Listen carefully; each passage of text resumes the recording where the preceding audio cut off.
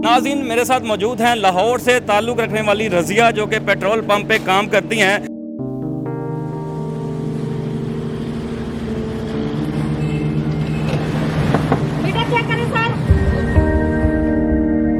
शुरू से एडजस्ट होने में मुश्किल होती है, परेशानी भी होती है। तो फिर ऐसा ऐसा जब घर वालों की सोच आती है, बच्चों की सोच आती है कि मैंने खुद ही करके उनको पालना है, पोसना है, तो फिर अल्लाह हिम्मत देने के लिए तैयार होता है। तो खुद ओके, ये मुआशरा ही ऐसा है कि इधर औरत कोई बाहर निकले तो उसको बोलते हैं यार क्यों जा रही है, ये क्या कर रही है, ये क्यों कर रही है। नहीं, पर ये सोच चेंज करने के लिए मैंने इधर काम किया है। पहले तो घर में बैठी रहती थी, कोई खाने को नहीं देता था, कोई पूछता ही नहीं था। बीमार होती थी तो कोई भी पता नहीं लेना आता था। एक अम्मी थी बेचारी, दिन रात मेरे लिए दुआएं करती थी, मुझे खाना सब कुछ देती थी। बहन भाई जो थे सब बेकार सीन है, कोई अपना नहीं होता। तो वो भी कहते थे क्या हमने इससे क्या लेना देना, हम क्यों इसका खर्चा करें, क्या कुछ भी नहीं कहते थे। बस यही कहते थे हमें नहीं ये करना, ये अपना करे जो भी करती। सब्सक्राइब करें और बेल दबाएं ताकि कोई खबर रह न जाए।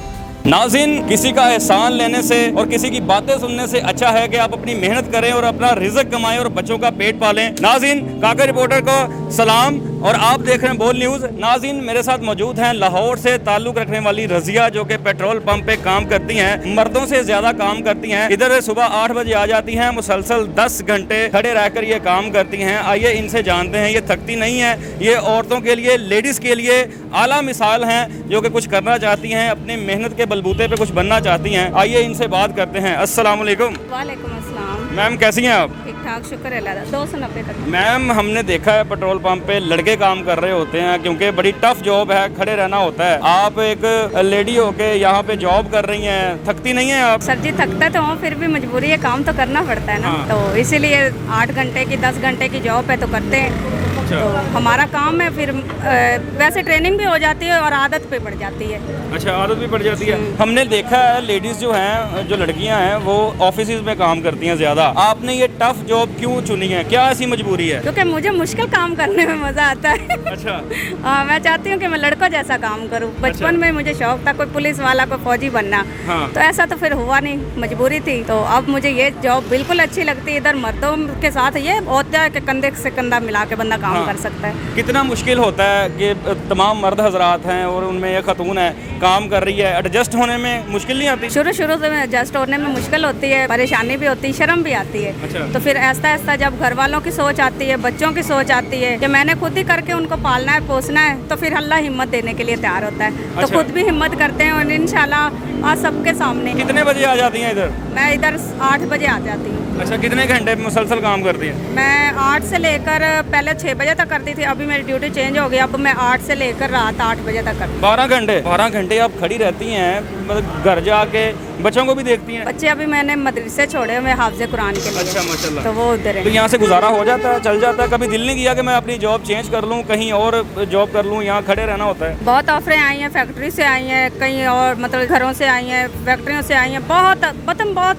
लोगों ने बोला है, पर ये बेस्ट है जॉब। इधर मैं ये सोचती हूँ कि बंदा जो काम करता है ना, उसके साथ अगर कोई औरत खड़ी है ना, तो वो पीछे नहीं होगी। क्योंकि वो इसलिए पीछे नहीं होगी क्योंकि वो एक अपने आप को मर्द समझ गई। एक मतलब ये मुआशरा ही ऐसा है कि इधर औरत कोई बाहर निकले तो उसको बोलते हैं यार क्यों जा रही है, ये क्या कर रही है, ये क्यों कर रही है। नहीं, पर ये सोच चेंज करने के लिए मैंने इधर काम किया है। अच्छा, जो खवातीन आप जैसी हैं, जिनको मजबूरियाँ होती हैं, हज़ारों फैमिलीज ऐसी हैं जो कि खवातीन अकेली हैं, कमाने वाला कोई नहीं होता, खुद कुछ बनना होता है, मगर वो शॉर्टकट्स रास्ते इस्तेमाल करती हैं। हम देखते हैं अपनी सोसाइटी में तमाम रिपोर्ट्स आती हैं, उनके लिए क्या मैसेज है? आप अपनी मेहनत कर रही हैं और कमा रही हैं। उनके लिए यही है कि वो अपनी मेहनत से आगे बढ़ें, ना कि पीछे देखें। पीछे देखेंगी तो वे पीछे ही रह जाएंगी। अपना देखें और आगे बढ़ें, क्योंकि हिम्मत अगर उसने ली है ना, तो हिम्मत को पूरा करना पहले सीखें। अच्छा। हाँ, जो अगर पूरा करना सीख लेगी ना, तो कभी पीछे मुड़ के नहीं देखेगी। आप इधर से जॉब करके जाती हैं, घर जाके जब सोती हैं, ख्वाब में पेट्रोल पंप नहीं आ रहा होता? हाँ, मैं गाड़ियाँ लगवा रही होती हूँ। जब घर जाती हूँ ना, थकी आती, वर्दी चेंज करती हूँ, तो जाकर जब सोना होता है ना, तो ख्वाब भी यही आते हैं, गाड़ियाँ लगाओ भाई, बाइक इधर करो, गाड़ी इधर करो, गाड़ी आगे ले आओ, पीछे ले आओ, बस यही। सोते हुए कभी ऐसे बोले नहीं हो किन्ने दा पाना इधर ला रहे हो? ਇਹ ਤੇ ਹੁਣ ਪਤਾ ਨਹੀਂ, ਇਹ ਤੇ ਹੁਣ ਮੈਂ ਸੁੱਤੀ ਵੀ ਹੁੰਨੀ, ਪਤਾ ਨਹੀਂ ਹੁਣ ਮੈਂ ਕੀ ਕਹੀ ਜਾਂਦੀ ਹੁੰਨੀ।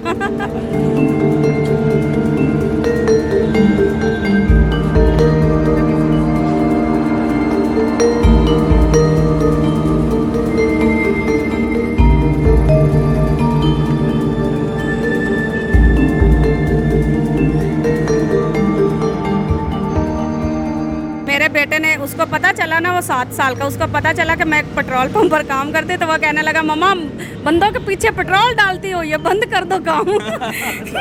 मैंने कहा बेटा काम करना कोई नई बुरी बात नहीं होती है, जैसे कि तुम्हारी बहन है, तुम हो, मैंने तुम दोनों में कभी फ़र्क नहीं किया, तुम दोनों मेरे बेटे हो, तो इसीलिए कोई काम में टेंशन नहीं होती। क्योंकि हाफ़िज़ कुरान कर रहा है तो उधर उसको मौलवी जो है ना, मतलब ये सिखाते हैं कि लड़की क्या है लड़का क्या है, तो मैं उनको बताती हूँ लड़की और लड़के में कोई फ़र्क नहीं होता, तो आप माइंड में ऐसा कुछ ना रखें। अच्छा, आपके मैनेजर से हमारी बात हो रही थी, जो आपके यहाँ पे सीनियर हैं, वो कह रहे थे कि हम कैश भी इनको दे देते हैं, आप यहाँ पे अकाउंटेंट भी हैं, आप तेल भी डाल रही हैं, मुझे लगता है सारा पंप आपने संभाला हुआ है। मैं इधर हवा भी डालती हूँ, अच्छा, एयर भी डालती हूँ, इधर पर्ची भी बनाती हूँ, अच्छा। इधर मैं कैश भी गिनती हूँ, इधर मैं तेल भी डालती हूँ, इधर मैं सेफ्टी के लिए जो सारी चीजें पई हैं इनको भी देखती हूँ, ऑलराउंडर हैं। सारा कुछ मैं देखती हूँ। हाँ। सफाई के हवाले भी मैंने सब कुछ देखना होता है कि सब लड़कों को बोलना होता है सफाई क्यों नहीं की, ये क्यों नहीं किया, सब कुछ मैंने देखना होता है। अच्छा, इनका रवैया आपके साथ कैसा है, ये आपको कैसे डील करते हैं, कभी छुट्टी करनी हो तो मिल जाती है?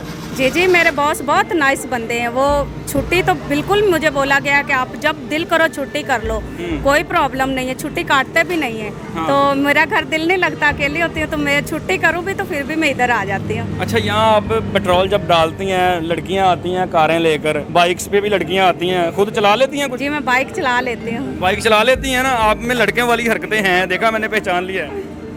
हाँ बाइक चला लेती हूँ, और जब लड़कियाँ आती हैं तो मैं वैसे भी मेरी वीडियो बनाते हैं। अच्छा। कि एक लेडीज़ काम कर रही है तो इसकी वीडियो बनाते हैं, वो खुद मेरी वीडियो बनाकर यूट्यूब पर डालते हैं। अच्छा, जब आप कुछ नहीं करती थी, आपको आपके ख़ानदान वाले बातें सुनाते होंगे, ज़ाहिर बात है इंसान बेबस होता है। जब अब वो लोग देखते हैं कि आप मेहनत कर रही हैं और आपको कवर किया जा रहा है, आपकी रिकॉर्डिंग्स हो रही हैं, लोग आपको प्यार दे रहे हैं, इस चीज़ को सराह रहे हैं कि ये लड़कियों के लिए मैसेज है, अब उनका रवैया कैसा है? अब सारे पीछे पड़े, रोज़ कॉल करते हैं मुझे। अच्छा।